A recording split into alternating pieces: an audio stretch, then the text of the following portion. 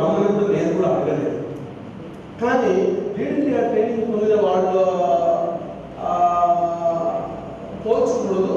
కానీ నాకు ఒక గొప్ప ఆత్మతృప్తినిచ్చినటువంటి ఆత్మీయ మిత్రుడు ఏమంటే ఆయన యొక్క తపన, ఇందాక నరేష్ చెప్పినట్టు ఆయన యొక్క తపన జీవితం యొక్క లక్ష్యాన్ని తెలుసుకున్నాడు. మనిషిలోనే భగవంతుడు ప్రసాదించారు. ప్రతి ఒక్కరూ ఆ తనలో దాగినటువంటి ఆ శక్తులను ఎవరికి వాళ్ళు తెలుసుకుంటే ప్రతి ఒక్కరు ఒక శక్తిగా అవుతారు కదా. అసలైనటువంటి విద్య అది కదా.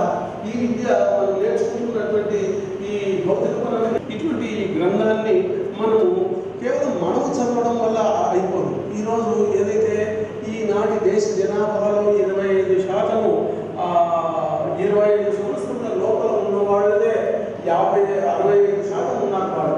వాళ్ళదే ఈ దేశం. వాళ్ళ ద్వారానే ఈ దేశం పరిపాలించబోతుంది. ఈ ప్రపంచం కూడా 25% ప్రపంచంలో శ్రామిక శక్తి, భారత శక్తి, భారత యువశక్తి కాబోతుంది. కాబట్టి బహుశా దాన్ని దృష్టిలో పెట్టుకుని దుర్గారావు గారు అమ్మవారి అనుభవంతో లీడ్ ఇండియా 2020 అంటే 2020 తర్వాత ఏంటి అనే ఒక ప్రశ్న ఉంది. దాన్ని మళ్ళీ పిల్లవాడి ద్వారా లీడ్ వరల్డ్ 2050 అని ఇంకొక మాట భగవంతుడిస్తున్నాడా అని అనిపిస్తుంది. నాకు తెలియదు.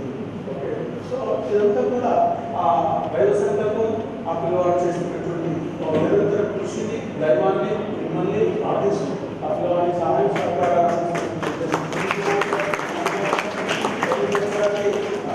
వచ్చిన మీ అందరికీ, నరేష్ గారికి, వాళ్ళ మిత్రులు, ఆ పిల్లవాడిని చూస్తే ఇక్కడ వచ్చిన వాళ్ళందరూ కూడా ఆ పిల్లవాడిని ఎంత అర్థం చేసుకున్నారు, ఆ పిల్లవాడు చేసేటువంటి కార్యక్రమాలకు మీరు చేతోడు వాదోడుగా ఉండి మనమందరం కేవలం నోటి మాటలతో చెప్పినంత మాత్రాన ఏమి జరగదండి. అది మనకు మనం మోసం చేసుకోవడం.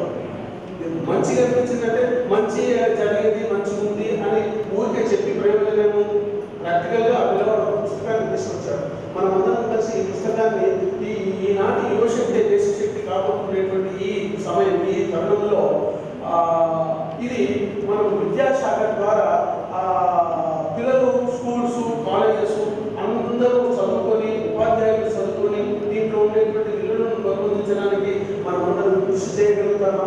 ఇంకా ఆ పిల్లవాడి ద్వారా వచ్చేటువంటి అనేక కార్యక్రమాలకు మనము ప్రాక్టికల్గా ఏం చేయగలుగుతాము అనే ఆలోచన చేసుకుంటాం. మళ్ళీ ఇంకోసారి నాకు ఈ అవకాశాన్ని ఇచ్చినందుకు మళ్ళీ ఆ అమ్మవారిని, దుర్గామాతను, ఆ పిల్లవారిని నిండు నూరేళ్ళు ఆలోచించి ఆరోగ్యాన్ని ఇచ్చి ఆ అభివృద్ధిని, ఆనందాన్ని ఇవ్వాలని అమ్మవారిని నమోస్తున్నాను.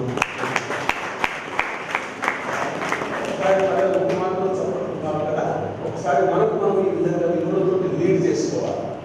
మన కుటుంబాన్ని లీడ్ చేయాలి, సమాజాన్ని లీడ్ చేయాలి, దేశాన్ని లీడ్ చేయాలి, ప్రపంచాన్ని లీడ్ చేయాలి.